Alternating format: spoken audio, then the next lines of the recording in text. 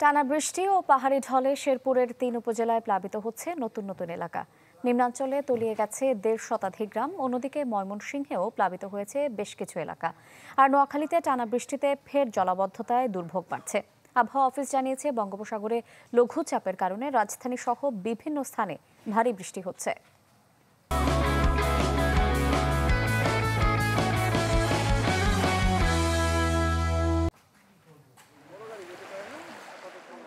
আরও অবনতি হয়েছে শেরপুরের বন্যা পরিস্থিতি। প্লাবিত হয়েছে ৫ উপজেলার ২ শতাধিক গ্রাম। ডুবেছে শেরপুর সদর, শ্রীবর্দী ও নকলা উপজেলার নিচু এলাকা। বাড়িঘর ছেড়ে মানুষ আশ্রয় নিয়েছে উঁচু জায়গায়। বিশুদ্ধ পানি ও গোখাদ্য সংকট দেখা দিয়েছে। ভোগাই নদী পানির তোড়ে ভেঙে গেছে নালিতাবাড়ি শেরপুর আঞ্চলিক সড়ক। পানি খাওয়ার কোনো ধান যা আবার ফসল করেছিলাম সব তো লাগে গেছে। ফসল তো শেষই একবার ডুবে গেছে, কিছু নাই। কৃষি বিভাগ বলছে, এরই মধ্যে তলিয়ে গেছে ২০,০০০ হেক্টর রোপা আমন ও ১৫০০ হেক্টর সবজির আবাদ। ভেসে গেছে অন্তত ১৫০০ মাছের ঘের। ব্যবসায়ীদের দাবি, এতে ক্ষতি হয়েছে কমপক্ষে ৩০ কোটি টাকা। এলজিইডি জানিয়েছে, স্থানীয় সড়ক ও স্থাপনার ক্ষতি নিরূপণে কাজ শুরু হয়েছে। পানি উন্নয়ন বোর্ড বলছে, জরুরি ভিত্তিতে মেরামতের উদ্যোগ নেওয়া হয়েছে মহারশী ও চেল্লাখালী নদীর বাঁধ।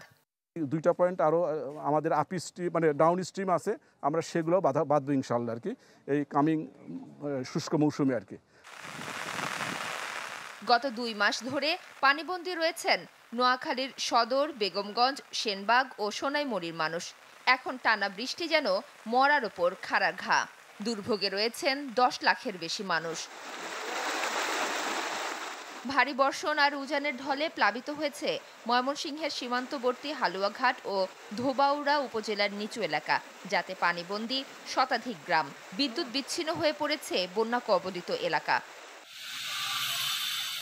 টানা বৃষ্টিতে জলাবদ্ধতা তৈরি হয়েছে মাদারীপুর পৌরসভায়। পৌরবাসীর অভিযোগ, পানি নিষ্কাশনে পুকুর, খাল ভরাট হওয়ায় দুর্বল হয়ে গেছে ড্রেনেজ ব্যবস্থা। তবে পৌর কর্তৃপক্ষের দাবি, নগরবাসী সচেতন হলেই মিলবে সুফল। কুড়িগ্রামে টানা ৩ দিনের বৃষ্টিতে সবচেয়ে দুর্ভোগে খেটে খাওয়া মানুষ। ব্যাহত হচ্ছে স্বাভাবিক জীবনযাত্রা। মাফতুহা মিলি, চ্যানেল 24।